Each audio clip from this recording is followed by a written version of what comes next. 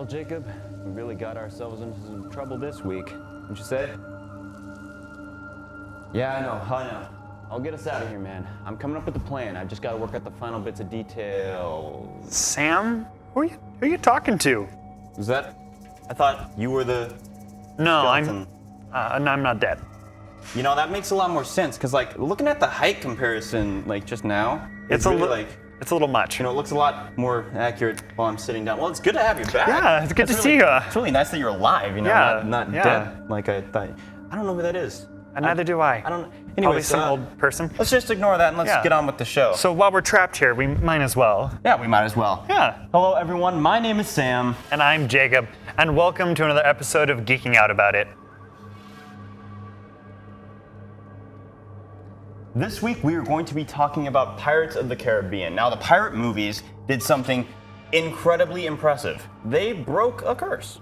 They really did. I mean, they proved that you can have a pirate movie that has pirate themes and still make money, which was unheard of. Well, we'll be diving into that a little bit later, but before we get into things, I think that you should give people a bit of a background on everything. Oh yeah, absolutely.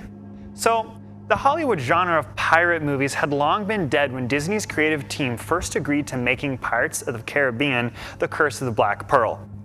The five Pirates of the Caribbean movies are the most successful pirate movies in the world, with two of them grossing at over $1 billion each, giving Dead Man's Chest 34th place and Stranger Tides 37th place in the top 50 highest grossing movies. All five movies together have grossed over $4.5 billion and dominate the genre, with no pirate movies coming close. But let's take a step back and look at the inspiration for these movies. The ride at Disneyland. In 1966, Walt Disney himself was wheeled through the Pirates of the Caribbean ride at Disneyland just months before it opened. It was the last ride that he worked on before his death. Opening March 18, 1967, it was inspired by walking through a wax museum. The ride has been through many changes over the years. As the movies have come out, they have added the character Captain Jack Sparrow to the ride. It started with two screenwriters, Ted Elliott and Terry Rossio. In the 1990s, they had a strange and new idea. They thought about a pirate story with a magical and supernatural twist. Unlike in many other pirate movies, we don't just hear about the myths. We see them come to life with the scenes of the Flying Dutchman, the Kraken, and the Fountain of Youth. They re-envisioned what it meant to be a pirate movie and to tell a story about them. These five movies, inspired from a ride, take a different view of pirates and have created an extremely popular series. Many people love these movies, and it can be suggested that they have popularized pirates even more. They have made them a fun fantasy for many kids around the world. With that, let's go back to Sam. Very well done. Thank you. I enjoyed that. I love hearing a bit about information like inspired by the ride, because I'm a big fan of the ride personally. Like, it's one of my favorite rides at Disneyland. It's a great ride, and you know, when they did that, they actually rigged a wheelchair so that he could go through the ride, because of course there are steep inclines in it. So there wasn't water at the time, but he did actually get to see part of the ride before it was finished. That's pretty cool. It's sad that he wasn't able to be there when it was finished, but I mean, it's a great ride nonetheless. I think it's great that something like as small as a ride became this big thing that it is and broke all these different types of things and introduced us into some amazing characters. So speaking of characters, now we're going to go into a segment we call The Lineup.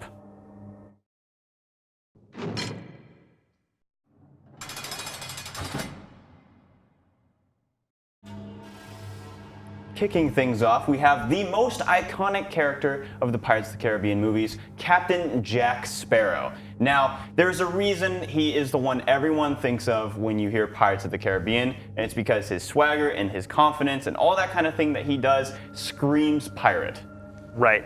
I mean, he is the front face for all of those movies. And of course, he is so deeply intertwined in the stories. He might not be the main character of all the movies, but he is so prominent, and he is a driving force in every one of the storylines. But we also have, for the first movie, we have Will Turner. Now, Will is a good kid, noble person, grew up, raised as a blacksmith, well, raised by a blacksmith, he was the training, and he gets kind of tied into ending up on an adventure with Jack. Yeah, he gets roped in the same way that Elizabeth Swann, another main character of the movies, is roped in. She is the daughter of a governor of the islands, and she has the pendant that she found on Will's body, which then draws the pirates to her and puts her in a terrible position where she has some tough times. Right, and that's when we really see the first sight of Barbossa. Now, Barbossa used to be Captain Jack's old first mate before there was a mutiny, and he took the Black Pearl from Jack. Now, there's this dynamic between him and Jack throughout all the films it's a love-hate relationship, I really think. There are times where Barbossa and Jack are working together, and then there are times where Barbossa has a sword to Jack's throat and wants to kill him, and vice versa. Yeah, he's one of the more interesting villains because there's something about these movies that just make all the villains have some pretty relatable moments. Speaking of villains, Davy Jones. Now, Davy Jones is someone who is a very threatening character. He is the captain of the Flying Dutchman and the collector of souls lost at the sea. Now, he has some very important job aspects that put him far above everyone else and makes him a very imminent threat. Right, I mean, it's called Davy Jones' locker for a reason. Mm-hmm. It is his locker. He transports souls to the afterlife on the sea. Like, very powerful and dynamic character. And of course, well, Jack owes him a debt. I mean, how could Jack not? Jack owes everyone a debt. Mm-hmm. He's done something somewhere. The Flying Dutchman also does an interesting thing to its people where it turns them into kind of crustaceans, and that kind of happened to Will's dad, Bootstrap Bill. Right. Now, he's a very important character as well, because as soon as Will finds out he's there, of course, Will wants to save his dad. I mean, who wouldn't want to save their dad? But he also does, almost trade his life to spare Will. And it's kind of an interesting dynamic we see between father and son. But also an interesting dynamic is Master Gibbs. Now, shows up through all of the movies. He's most of the time with Jack, and he is probably the most loyal person in the movies.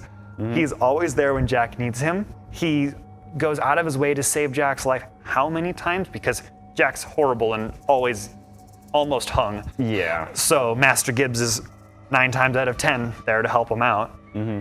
Now, another interesting character in these movies that comes later along is Blackbeard. Now, Blackbeard is a name that probably everyone has heard of, and that's because it's one of those names that's become the most iconic of the pirates. Now, he shows up in these movies because, of course, they had to bring in Blackbeard. Why wouldn't they? And he kind of serves as one of the main villains of Stranger Tides. Right. He's after the Fountain of Youth, which drives the entire plot of this movie, and he's one of the main characters in this, along with his daughter, Angelica, who happens to be one of Jack's first loves, and, well, she blames him for corrupting her. So, really important dynamic there, and she also kind of helps Jack and spares his life once or twice. Another important villain would have to be in the next movie, which is Salazar. Now, he was a Spanish Commodore, almost, whatever they call him that, but he was this very dangerous man who was able to take care of a lot of the pirate problem. And when he came into the position, he was tricked by Jack into the triangle of basically cursed death. Yeah, the Devil's Triangle. Yes. So Salazar was there before all these movies happened. This is really, he shows up in the 5th movie, which really has bits of a prequel, which shows and kind of explains some of the storyline and why Jack is who he is and why he has his name. So it's really important. But also in that movie, we see Henry Turner, who, you've guessed it, is Will's kid. And of course, he wants to save his dad. And he ends up finding the Flying Dutchman, and he's like, I've got to get the trident to save him. And we'll explain more about that in a bit. But he's really important, and he wants to break the curse along with Karina, who is, she knows the map. She's really smart. She's very smart, and it ends up being Karina, Henry, and Jack kind of roped together, and of course Master Gibbs is there. Trying to find their object to break the curses on the sea. Now, it's interesting that you say curses because curses is one of the most prominent factors of pirate movies. Now, it might be a little bit different, but not a lot of people know, but pirate movies don't make any money normally. It's its own little pirate's curse, and it's really unique to pirate movies, and that's something that's just generally kind of sad. Yeah, it's really interesting. I mean, if you go back and look at any of the other pirate movies, they make maybe a couple of million. I mean, Cutthroat Island, we could use an example. It lost $80 million. Yeah. Like, not many pirate movies have ever made money, but Pirates of the Caribbean holds differently.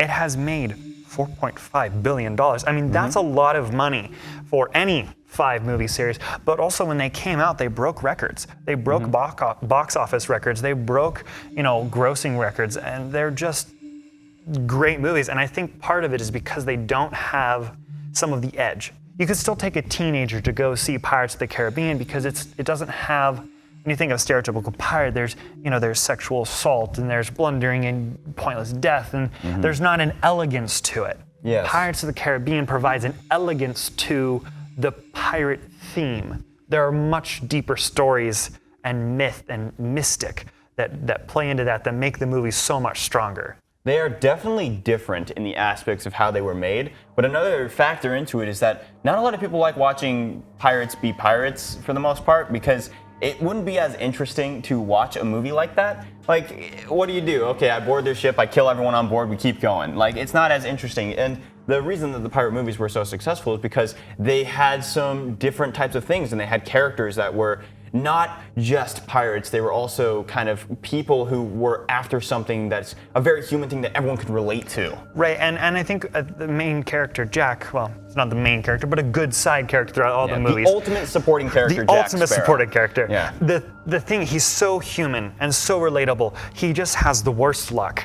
He's always trying to get his ship back. And we find this, there's an endearment. There's almost a sadness for him, but he's also incredibly funny. And he has some of the best one-liners and pearls of wisdom in the movies that just, it makes the movies work. It makes the characters come together. It makes the different plots happen. He's a good mover of the plot. Yeah, so that's all really interesting and everything like that, but unfortunately that is all the time we have to talk about that. So we're gonna take a quick break, but when we come back, we're talking more pirates.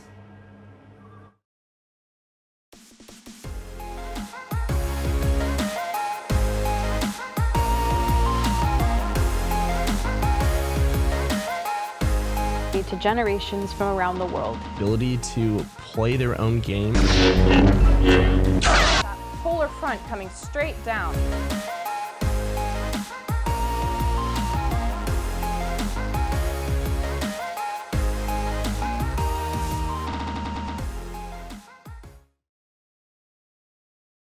I joined OMN because I have always had an interest in creating things. I've been a DJ here at KBVR-FM since my sophomore year, then I became a podcast director, and then finally I got the position of station manager.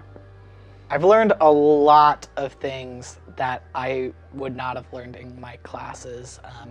Things like how to be a proper journalist, interviewing sources and stuff. I've gotten a lot of real-world experience here at KBVR-FM that I've been able to use to get internships and jobs in the future, and so learning just a lot about how the real world of media works has been really helpful. I think Orange Media Network provides opportunities for people to get involved and extend their learning beyond what they're learning in their classes and stuff, and so giving them skills that they can use whether or not they pursue a career in journalism or broadcasting is something that OMN is able to provide to all students from every major, every college on campus. Not everyone at FM wants to be involved in broadcasting in the future, but I've been able to learn a lot of the skills that I need to get a job in the public radio field. I'm Marooned Battaglia, and I am the station manager for KBVR-FM.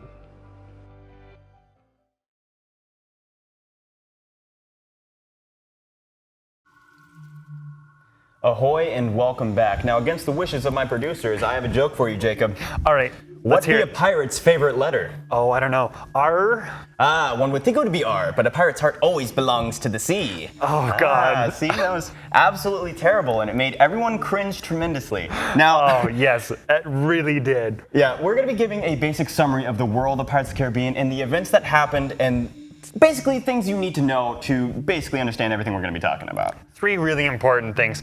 Jack Sparrow has a compass that points to whatever his heart most desires. And that's really important because you see this throughout the movies, and it is one of the leading directional points that Jack uses and the story uses. It's also really important in the 5th movie, and we'll tell you why later. There are also 3 major powers that are ruling over the seas: the English, the Spanish, and the East Indian Trading Company. Now, this leads into a lot of different things with the crews having to navigate that kind of issue. It provides a difference between the good and the evil that's perceived and flipped every chance that it can. I mean, there really is no definition for who is good and evil in this movie. They all have that parts of themselves. And then we have the Black Pearl. Now, originally Captain Jack's ship, of course, in the first movie we see it in control of Captain Barbossa, as, you know, it was mutinied from him. But we also see that there's an important piece where Davy Jones is owed a debt by Jack because he rose the ship from the depths before the first movie occurred, and that's explained in like the first few minutes of the movie. So that's important as we move forward to remember those three things. And the first movie, The Curse of the Black Pearl, is where everything is set up and established that way. Now, the first thing we see is Will Turner and Elizabeth Swann and their interactions as young kids, and then seeing them come into adults and that kind of untold romance story between them, but they kind of know that they can't be together due to their classes. And so you see Will, who is kind of longing to be with Elizabeth, and Elizabeth, who's very much into Will, but you know, they can't quite be together. But it also introduced us to Captain Jack Sparrow, who is, like we said, the ultimate supporting character.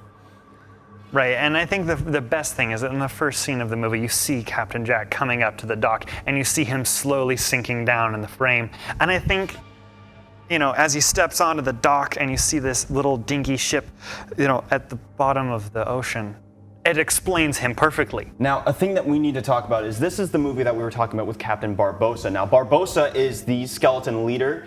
He is the person who got everyone cursed, kind of. Yeah, in a way. they stole ancient Incan gold, and of course they have to find all these pieces and put them back. And Elizabeth Turner has one of them. Now, the major threat of this movie is Elizabeth Swann. Elizabeth Swann. Now, the major threat of this movie is all about the curse and the skeletons that are formed from that. Now, the entire crew is skeletons, so they're all basically immortal beings until they are freed of the curse. Now, the main plot revolves around them wanting to become human again, to feel something besides just bones.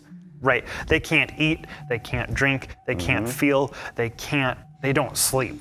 Like, all of their humanly things have been taken away from them, and in moonlight you see these sickly skeletons, but in day you see they look like normal people. It's a terrible existence, and they want to be free of that. And Jack and Will and Elizabeth all go on this very perilous journey to try and get through this situation that they were thrust into. Jack very much not wanting to be there, but that also kind of leads us into the next movie as they resolve this situation by eventually taking out Barbossa, and Jack gets back control of his stuff, but he's not exactly free from any debts to be paid. No. In the second movie, we see the East Indian Trading Company. They want to control the sea, and they're after Davy Jones' heart, because there's a legend that says the man who has Davy Jones' heart controls the sea. And that's a very important plot point for that entire movie. And Jack also owes a debt to Davy Jones, like we mentioned, for raising the pearl. And in the movie it said, hey, you either get to die and serve on my ship for 100 years, or I need 100 souls, so cough up, buddy. And then we see, you know, Jack has 3 days to do with that as he will, and that's where most of this movie happens. It's a very fast-paced journey where they're trying to basically survive the best they can, and it really leads into this moment where the Kraken is coming after them, and Elizabeth tricks Jack into getting chained to the ship, which eventually ends in his death. But they realize that that's a mistake because they need Jack in order to succeed in their goal, which leads into the next movie, At World's End. Now, this movie is far different from the first two. Right. The third movie really is kind of strange, and they have this very interesting approach to all of the solutions in the problem, or in the film, right? So there's been in the East Indian Trading Company having Davy Jones' heart, which they got in the second movie. They are Jar of dirt. Yeah, in the jar of dirt. They are wrecking the pirate's life. They have cracked down on all the ships. They're killing all the pirates they can, and so the pirates call a council. Right? There are 9 pirate lords that have been established in the lore a long time ago, and Captain Jack is one of them. and he is in Davy Jones' locker. Now, a very interesting thing that needs to be known about this movie is that it ends with them defeating Davy Jones, but in a way that is a sacrifice. Will ends up becoming the new captain of the Flying Dutchman by basically killing himself. Yeah, you had to, in the lore, you had to stab the heart of the captain of the Flying Dutchman, because there always needs to be someone to ferry the souls to the afterlife, because that's what Davy Jones' job was. Now, that leads into the next movies. It kind of ends the story with Will Turner and Elizabeth Swann there, and then the movie shift focus more onto Jack, and Jack becomes the kind of driving force, and this is where the movies start to get less as good, because Jack, like I said, is the best supporting character, but when he becomes the main character, it kind of drives away from that. Now, this movie is with the Fountain of Youth, but they want to kind of show that into a way where it's more of a unique storyline, and so there's a lot of interesting things that happen between Blackbeard and Jack Sparrow, but it leaves you feeling not as invested. Right, there isn't a deep love story that isn't Jack, right? So in the fourth movie, Stranger Tides, we do see Blackbeard, and we see his daughter Angelica, who ends up being, or was, one of Jack's first lovers, and she blames him for corrupting her. But she is also in this strange dynamic. She wants to help her father, but she also, you can tell she's having feelings for Jack again. And Captain Barbossa has joined the English at this point. And that's how actually the movie starts out, with an interaction between Jack and King George, and then Barbossa steps in, is like, Jack, you're gonna help us find the Fountain of Youth. Yeah. Because the Spanish were after it as well. So it brings in not just the dynamic between the pirates and the English, but it brings in the Spanish as well. So it's a very complex movie. I could talk for half an hour on the plot of that movie alone. Oh, I don't doubt it, but the last movie being Dead Men Tell No Tales, it's a very interesting movie. It concludes the storyline, and it's kind of, we don't know if we're going to get another Pirates movie, but this seems to be kind of the last one that was in there. Now, the movie goes through just trying to break all of the curses to basically just save Jack's butt, but it's not as the most important movie of the rest of them. It doesn't hit as hard, but there are a lot of scenes, though, that explain why Jack is called Jack Sparrow. That's the most interesting part. Right. And so, of course, we have Salazar, the main villain of this movie. He is a leading Spanish fleet leader, right? Yeah. He's taking out pirates, and this is years before any of these movies start to happen. Yeah, I think that's a really good point. And he's the main villain, because he wants revenge on Jack for what he did. But like we've been talking about, all these movies were successful. They were very successful. And it seems that Pirates of the Caribbean was like the sole survivor of pirate movies. Now, like we said, pirate movies were a sinking ship. They were going downhill. There was pretty much no hope for pirate movies, especially after Cutthroat Island. Right. But Pirates of the Caribbean was that step onto the dock that rescued pirates and the theme forever, making them cool again. Right. I mean, there was water already on deck for them. And this is really what resurrected the entire genre. I don't think we've really seen any movies that have kind of compared to this in the same way. Like, we have these fantasies, and I'm sure more kids dress up on Halloween because of Pirates of the Caribbean as pirates, because it's kind of cool. They've made them not as gritty and dirty and horrible. Right? They've made them more likable. It's made the genre family-oriented. Family-oriented pirates. Right, which is their success. And that's kind of a fun bit, but we are all out of time for that segment, so we're going to take a quick break, and when we come back, I'm going to be talking choreography.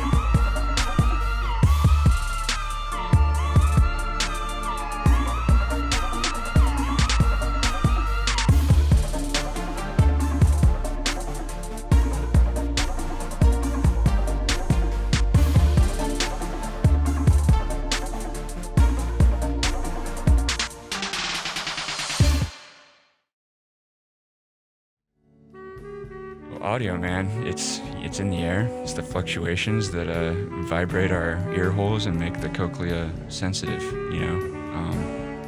You can't ignore it, and you try to start measuring it, and it just pulls you in. Well, I used to try to play music on my own, make the sounds from my own hands and instruments. Then I started recording. Upon hearing myself in my recordings, I decided I should just record. When you're a young adult who is serious about pursuing media as a career or even a side hustle, a lot of people won't take you seriously. OMN is cool because not only will they take you seriously, they'll push you and they'll give you all the tools to really try to do something special with it and let you be creative about it. And so that's what's been special about OMN to me. I'm Sam Lay, and I'm a student engineer at Orange Media Network.